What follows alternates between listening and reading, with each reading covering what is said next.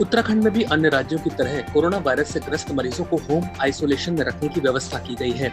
इसके लिए गाइडलाइंस भी जारी कर दी गई हैं। होम आइसोलेशन में बिना लक्षण वाले मरीजों को ही रखा जाएगा। 60 साल से ज्यादा उम्र के लोग, गंभीर बीमारी से ग्रस्त मरीज, 10 साल से कम आयु के बच्चे और गर्भवती महिलाओं को होम आइसोलेशन की अनुमति नहीं दी जाएगी। मरीजों का होम आइसोलेशन कोरोना संक्रमित पाए जाने के 10 दिन के बाद समाप्त होगा। इसमें जरूरी ये है कि उसे आखिरी के 3 दिन तक बुखार न आया हो। इसके बाद अगले 7 दिन तक मरीज घर पर रहकर अपने स्वास्थ्य को देखेंगे। होम आइसोलेशन की समाप्ति पर टेस्टिंग की आवश्यकता नहीं होगी। उत्तराखंड में सोमवार को कोरोना वायरस के 389 नए मामले सामने आए, जिनमें से सबसे ज्यादा 178 मामले हरिद्वार में हैं। इसके अलावा 110 ऊधम सिंह नगर से, 41 देहरादून से, 25 नैनीताल से, 10 पिथौरागढ़ से, 7 टिहरी, 6 अल्मोड़ा और चमोली, 3 चंपावत, 2 उत्तरकाशी, 1 रुद्रप्रयाग से हैं।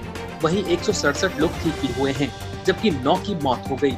प्रदेश में अब कोरोना संक्रमितों का आंकड़ा बढ़कर 10,021 हो गया है, जिनमें से 6,301 मरीज पूरी तरह से स्वस्थ हो चुके हैं। वर्तमान में 3,547 मामले एक्टिव हैं, जबकि 134 लोगों की मौत हुई है। उत्तराखंड में कोरोना वायरस का पहला मामला 15 मार्च को सामने आया था।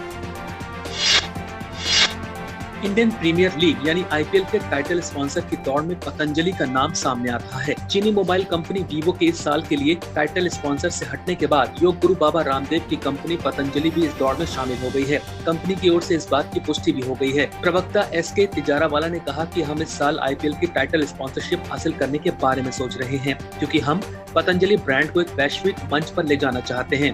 उन्होंने ये भी कहा कि वो भारतीय क्रिकेट कंट्रोल बोर्ड को इसके लिए एक प्रस्ताव भेजने की तैयारी में है। इस साल की टाइटल स्पॉन्सरशिप की दौड़ में ऑनलाइन शॉपिंग दिग्गज company Amazon, fantasy sports company dream 11 और टीम इंडिया की जर्सी स्पॉन्सर और ऑनलाइन लर्निंग कंपनी बायजूस भी शामिल हैं। मुख्यमंत्री त्रिवेंद्र सिंह रावत ने सोमवार को सचिवालय में नवीनीकरण ऊर्जा विकास अभिकरण के अंतर्गत संचालित योजनाओं की समीक्षा की। उन्होंने पिरूल इकट्ठा करने को महिला स्वयं सहायता समूहों को सक्रिय करने और इसके जिला स्तर पर प्रभागीय वनाधिकारी को नोडल अधिकारी बनाने के निर्देश दिए। पर्वतीय जिलों में 1-2 ब्लॉक चिन्हित किए जाएंगे जहाँ पिरूल ज्यादा है। पिरूल से बिजली उत्पादन को प्रोत्साहित करने को इनमें मॉडल ब्लॉक के रूप में काम किया जाएगा।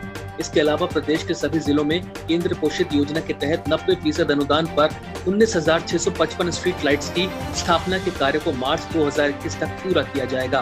मुख्यमंत्री ने कहा कि स्वयं सहायता समूह की ओर से बनाए गए उपकरणों की मार्केटिंग की जानी चाहिए। विशेष उत्सवों एवं पर्वों पर सरकारी कार्यालयों में स्थानीय उत्पादों को बढ़ावा दिया जाए।